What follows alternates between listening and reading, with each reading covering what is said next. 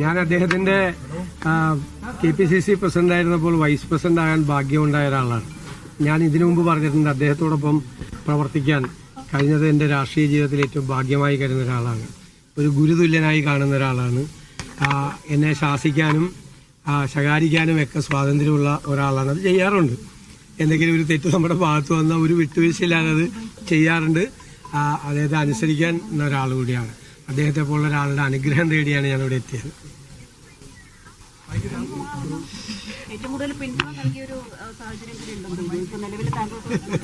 അദ്ദേഹം സംസാരിക്കും. അത് ഒരു ജനകീയ വികാരം മാനിക്കണം എന്നുള്ള അഭിപ്രായം അവസാനം പറഞ്ഞു. അതായത് സതീശനെ കോൺഗ്രസ് നിയമസഭാ കക്ഷി നേതാവായും തുടർന്ന് മുഖ്യമന്ത്രിയായും നിയോഗിച്ച കോൺഗ്രസ് ഹൈക്കമാൻഡിനോട് സോണിയാഗാന്ധി, രാഹുൽ ഗാന്ധി, കോൺഗ്രസ് അധ്യക്ഷൻ മല്ലികാർജ്ജുൻ ഖാർഗെ അവരോടെല്ലാം എൻ്റെ തീർത്താൽ തീരാത്ത കടപ്പാടും നന്ദിയും അറിയിക്കുകയാണ്. കോൺഗ്രസ് അതിൻ്റെ ജനാധിപത്യ പാരമ്പര്യം ഉൾക്കൊണ്ടുകൊണ്ട് ജനവികാരം തീർച്ചയായും നിയമസഭാ സമാജിയുടെ അഭിപ്രായത്തിന് വലിയ വിലയുണ്ട്. അതെല്ലാം കണക്കിലെടുക്കുന്നതാണ്. അതോടൊപ്പം തന്നെ കേരളത്തിലെ ജനമനസ്സ് എങ്ങനെ ചിന്തിക്കുന്നു, ജനവികാരം എന്താണ്, അത് കൃത്യമായും വിലയിരുത്തി അതിനാധാരമായ രീതിയിൽ അതിനെ മാനിച്ചുകൊണ്ട് പ്രിയപ്പെട്ട VD സതീശനെ മുഖ്യമന്ത്രിയായി അവർ നിയോഗിച്ചു.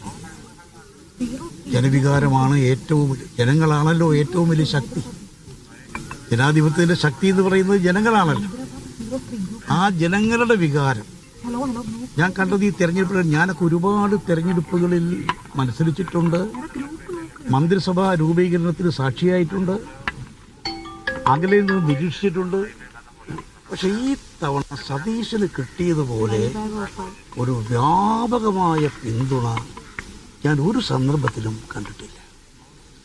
പഴയ കാലത്തൊക്കെ നേതൃതലത്തിൽ ചർച്ച വരും, അല്പം കൂടെ അണികളുടെ ഭാഗത്തുനിന്നൊരു ചിന്ത വരും എന്നല്ലാതെ ജനങ്ങൾ ഇത്രമാത്രം, വീട്ടമ്മമാർ, കുട്ടികൾ, സീനിയർ സിറ്റിസൺസ്, ചെറുപ്പക്കാർ, ഇങ്ങനെ എന്താ പറയുക, ഇളം തലമുറയും മുതിർന്ന തലമുറയും ഒരേ രീതിയിൽ ഒരേ വികാരത്തോടുകൂടി പ്രതികരിച്ചത് ഞാൻ കേന്ദ്ര നേതൃത്വത്തിൻ്റെ ശ്രദ്ധയിൽപ്പെടുത്തിയ ഒരു കാര്യങ്ങളിലൊന്നാണ്. ഏതായാലും അതെല്ലാം മാനിച്ച് കേരളത്തിലെ KPCCയുടെയും പാർട്ടി നേതാക്കന്മാരുടെയും അതുപോലെ MLAമാരുടെയും ജനങ്ങളുടെയും ഒക്കെ മനസ്സ് വായിച്ചറിഞ്ഞ് അതിനനുസരിച്ച് ഏറ്റവും ഉചിതമായ തീരുമാനം, യഥാർത്ഥത്തിൽ കേരളത്തിലെ പാർട്ടിക്ക് ഇത്ര അനുയോജ്യമായൊരു തീരുമാനം ഇനി ഉണ്ടാകാനില്ല. ഏറ്റവും അനുയോജ്യമായ അത് ഞാൻ സത്യം പറഞ്ഞാൽ ഹൈക്കമാൻഡ് എത്ര പറഞ്ഞാലും നന്ദി പറഞ്ഞാലും മതിയാവില്ല. അതോടൊപ്പം പ്രിയപ്പെട്ട സതീശൻ ഈ സ്ഥാനത്ത് വന്നത് തീർച്ചയായും 100% അത് സ്വാഭാവികമായ നീതിയാണ്. അദ്ദേഹമാണ് പാർട്ടി തെരഞ്ഞെടുപ്പിലേക്ക് പ്രതിപക്ഷ നേതാവ് UDF ചെയർമാൻ എന്ന രീതിയിൽ നയിച്ചത്. ഞാൻ അഭിമാനം കൊണ്ടൊരു നിമിഷം ഞാൻ പറയാം. കേരളത്തിലെ UDF ചെയർമാനും പ്രതിപക്ഷ നേതാവുമായ VD സതീശൻ പറയുകയാണ് 100 സീറ്റിലധികം കിട്ടും. 100 സീറ്റല്ല, 100-ലധികം സീറ്റ് കിട്ടും. ഇല്ലെങ്കിൽ ഞാൻ വനവാസത്തിന് പോകും. ഇത്രയേറെ ആത്മവിശ്വാസം പ്രകടിപ്പിച്ച ജനങ്ങളുടെ, പ്രവർത്തകരുടെ, ജനാധിപത്യ മതേതര വിശ്വാസികളുടെ ആത്മവിശ്വാസം വളർത്തിയ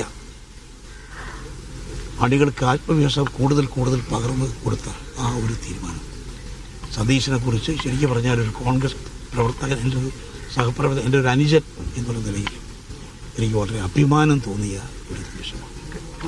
അദ്ദേഹത്തിൻ്റെ ഓരോ തീരുമാനം, ഞാൻ അതുപോലെ വർഗീയ കക്ഷികളുമായി സന്ധിയില്ല എന്നുള്ള തീരുമാനം, ഞാൻ ആരെയും പേരെടുത്ത് പറയാൻ ആഗ്രഹിക്കുന്നില്ല, അത് ശരിയുമല്ലല്ലോ. പക്ഷെ ഒരു കാര്യം പറയട്ടെ, കാലാകാലങ്ങളിൽ അധികാരത്തിൽ വരുന്നവർക്ക് അവരെ പ്രീണിപ്പിച്ച് മുന്നോട്ട് പോയി തൻകാര്യം നേടുന്ന പല സാമുദായിക പ്രമാണിമാരുണ്ടല്ലോ. അവരുടെ ഒന്നും സമ്മർദ്ദങ്ങൾക്ക് വഴങ്ങാതെ, അവർക്ക് കീഴ്പ്പെടാതെ ഇന്ത്യൻ നാഷണൽ കോൺഗ്രസിൻ്റെ UDFൻ്റെ മഹത്വം ഉയർത്തിപ്പിടിച്ച അതാണ് സതീശന് ജനങ്ങൾക്ക് നിന്ന് കിട്ടിയ ഏറ്റവും വലിയ അംഗീകാരം. സതീശൻ കോൺഗ്രസിനെ ഒന്നിച്ച് കാര്യം ചെയ്തു. UDF സംവിധാനത്തെ എല്ലാ ഘടകകക്ഷികളെയും അദ്ദേഹം കാര്യം ചെയ്തു. പിന്നെ ഒരു കാര്യം ഞാൻ എടുത്തു പറയാൻ ആഗ്രഹിക്കുകയാണ്. കോൺഗ്രസ് പ്രവർത്തകർ ആഗ്രഹിച്ചതുപോലെ, ജനങ്ങൾ ആഗ്രഹിച്ചതുപോലെ തന്നെ UDFിലെ എല്ലാവരും ഘടകകക്ഷികളും സതീശനോട് വലിയ താല്പര്യമാണ് പ്രകടിപ്പിച്ചത്. അതൊക്കെ തെളിയിക്കുന്നത് മറ്റൊന്നുമല്ല, ഈ ഭരണ സംവിധാനത്തിൽ അദ്ദേഹത്തിനുള്ള വിശ്വാസം, UDFിൽ അദ്ദേഹത്തിനുള്ള വിശ്വാസം, UDFിൻ്റെ നേതൃത്വത്തിൽ, UDFിൻ്റെ ഘടകകക്ഷികളിൽ, കോൺഗ്രസ് മഹാപ്രസ്ഥാനത്തിൽ അദ്ദേഹത്തിനുള്ള അചഞ്ചലമായ വിശ്വാസമാണ് പ്രകടിപ്പിക്കുന്നത്. സതീശനിൽ നിന്നും കേരളം ഒരുപാട് പ്രതീക്ഷിക്കുന്നു. കേരളം കടുത്ത സാമ്പത്തിക പ്രതിസന്ധിയിലാണെന്ന് എല്ലാവർക്കും അറിയാം. അതുപോലെ വികസന രംഗത്ത് ഏറെ മുന്നേറാൻ പറ്റിയിട്ടില്ല. അതുപോലെ പാരിസ്ഥിതിക പ്രശ്നങ്ങൾ ആരും ശ്രദ്ധിക്കുന്നില്ല. ജനങ്ങളുടെ അവകാശങ്ങൾ പലപ്പോഴും ഹനിക്കപ്പെടുന്നു. ഈ സാഹചര്യത്തിൽ ഒരു നവകേരള സൃഷ്ടി, അദ്ദേഹത്തിൻ്റെ തന്നെ ഭാഷ കടമെടുക്കുകയാണെങ്കിൽ ഒരു പുതുയുഗ സൃഷ്ടി കേരളത്തിലുണ്ടാകാൻ അദ്ദേഹം അതിന് നേതൃത്വത്തിലുള്ള മിനിസ്ട്രിക്ക് സാധിക്കട്ടെ. നീതിപൂർവമായി എല്ലാ കാര്യങ്ങളും ശ്രദ്ധിക്കുക. ഒരു കാര്യം കൂടെ അദ്ദേഹത്തോട് ഞാൻ പറഞ്ഞിട്ടുണ്ട്. ഈ അധികാരം വരുമ്പോൾ അടുത്ത് കൂടുന്ന ചില ചങ്ങാതിമാരുണ്ട്. ആ ചങ്ങാതിമാരെ കരുതലോടെ കൈകാര്യം ചെയ്യാം. പലർക്കും ഈ ഉദാഹരണം പറയാം. പിണറായിക്ക് പറ്റിയ പാളിച്ചെന്താ? പുള്ളി അധികാരം ഏൽക്കുന്ന ദിവസം പറഞ്ഞത് അവതാരങ്ങളെ മാറ്റി നിർത്തുമെന്നാണ്. പക്ഷേ സർവ്വ അവതാരങ്ങളും അദ്ദേഹത്തിൻ്റെ ചുറ്റും കൂടി അദ്ദേഹത്തെ നിലയിലാക്കി. അതാണ് സംഭവിച്ചത്. അതൊരു പാഠമാണ് സതീശൻ. ആ പാഠം ഉൾക്കൊണ്ടുകൊണ്ട്, ജനവികാരം ഉൾക്കൊണ്ടുകൊണ്ട് കേരളത്തിലൊരു മാതൃകാ ഭരണ സംവിധാനം, ജനാധിപത്യത്തിൽ ജനനന്മയ്ക്ക് വേണ്ടി എന്ത് ചെയ്യാൻ സാധിക്കും? വികസനം എന്ന് പറയുന്നത് ജനങ്ങളുടെ ക്വാളിറ്റി ഓഫ് ലൈഫ് അത് ഇമ്പ്രൂവ് ചെയ്യലാണ്. ആ ക്വാളിറ്റി ഓഫ് ലൈഫ് മെച്ചപ്പെടുത്തുന്നത് കേരളം മുൻകാലങ്ങളിൽ നേടിയ നേട്ടം, അടുത്ത കാലത്തല്ല പഴയ കാലത്ത് നേടിയ നേട്ടം, അതിൻ്റെ മാതൃക ഉൾക്കൊണ്ടുകൊണ്ട് മുന്നോട്ട് പോകാൻ എൻ്റെ അനുജന്, പ്രിയപ്പെട്ട സതീശന് സാധിക്കട്ടെ. നാടിനും ജനങ്ങൾക്കും ഒരു പുതിയ ചരിത്രം, ഒരു പുതിയ യുഗം സമ്മാനിക്കാൻ അദ്ദേഹത്തിന് സാധിക്കട്ടെ. ഞാൻ വിളിച്ചോളാം.